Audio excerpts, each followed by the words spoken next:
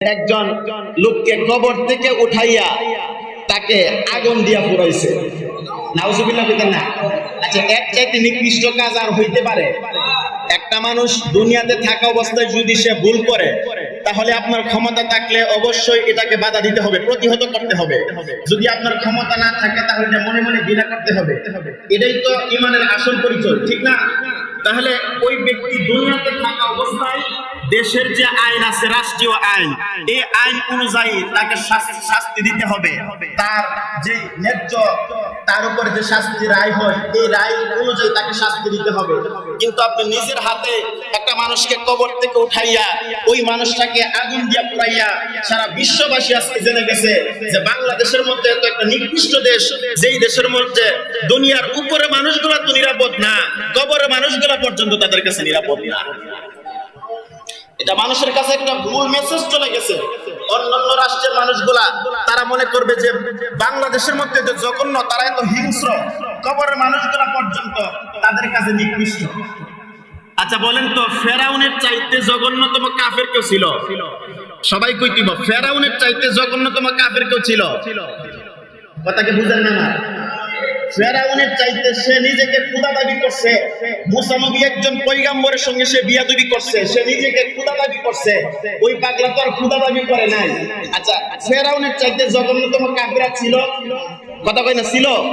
ছিল না। ফেরাউনের যখন মারা গেল, তার লাশটা অক্ষত রাখছে কে? কথা কই না, কে রাখছে? আল্লাহ রাখছে। কেন? মানুষদেরকে বোঝানোর জন্য যে দেখো, সে নবীর সঙ্গে বিয়াদবি করছে, সে নিজেকে খোদা দাবি করছে, এই জন্য তার লাশটা অক্ষত রাখছে। আচ্ছা, ফেরাউনের ভূমিকা যখন পাওয়া গেল, তখন কি এই দেশে ইসলাম কায়েম ছিল না? কথা কই না, ছিল কি না? ইসলাম কায়েম ছিল। ওই সময় কি বড় বড় আলেম ছিল না? ওই সময় কি তাওহীদি জনতা ছিল না? ওই সময় বড় বড় ইমামরা ছিল না? আগে এরকম ইমাম ছিল না? ছিল। তারা তো কই ফেরাউনের লাশ শুনলো না?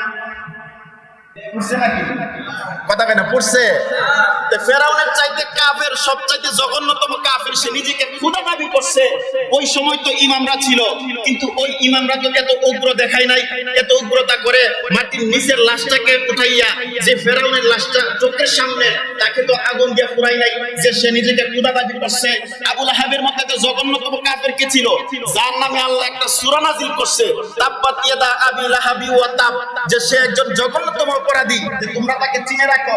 আবু জাহেলের মতন আমার নবীকে কষ্ট এমন কেবার আছে যে আবু জাহেল যে কষ্ট দিছে নবীকে, এমন কেবার আছে? কথা কই না, আছে? আজকে লক্ষ লক্ষ হাজী গাজী কত মানুষ তারা হজ করতে যায়, আবু জাহেলের সেই কবর দেখে ওখানে প্রস্রাব পায়খানা করে আসে, কত মানুষ সেখানে যায়, কিন্তু আজ পর্যন্ত তো আবু জাহেলের এই সেই তার দেহটা তুলে আগুন দিল না। কথা কই না, দিছে? এটা অগ্রতা ছাড়া আর কোনো কিছু না। এটা নবীর আদর্শের মধ্যে পড়ে না।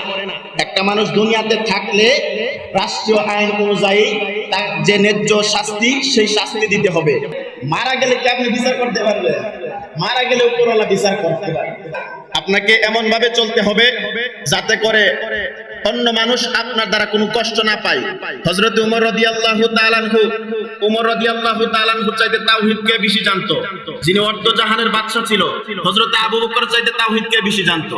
হযরত আলী রাদিয়াল্লাহু তাআলা আনহু চাইতে তাওহীদকে বেশি জানতো। ওই তারা তো তাদের ধর্মের মধ্যে হিন্দু ধর্মের মানুষ ছিল, বৌদ্ধ ধর্মের মানুষ ছিল, খ্রিস্টান ধর্মের মানুষ ছিল। তাদের ধর্মের কোন মানুষকে তো এমন কোন কথা বলে নাই যে তোমরা বৌদ্ধ ধর্ম পালন করতে পারবা না, তোমরা পেগুড়ায় যাইতে পারবা না, তোমরা খ্রিস্টান ধর্ম পালন করতে পারবা না, হিন্দু ধর্ম পালন করতে পারবা না, এমন কোন কথা বলছে? বলে নাই। তবে রাষ্ট্রের যে আইন আছে, এই আইন আপনাকে মানতে হবে। রাষ্ট্রের আইন আপনাকে মানতে হবে, যেটা হক এটা আপনাকে মানতে হবে। এই বিষয়গুলো আমাদের সবার বোঝা দরকার। অগ্র হলে চলবে না যে আমার ক্ষমতা আছে দেখে আমি লাঠি বেঁধে বাইরে যাইগা না। সত্য মিথ্যা আছে, আপনাকে সত্যের উপরে থাকতে হবে।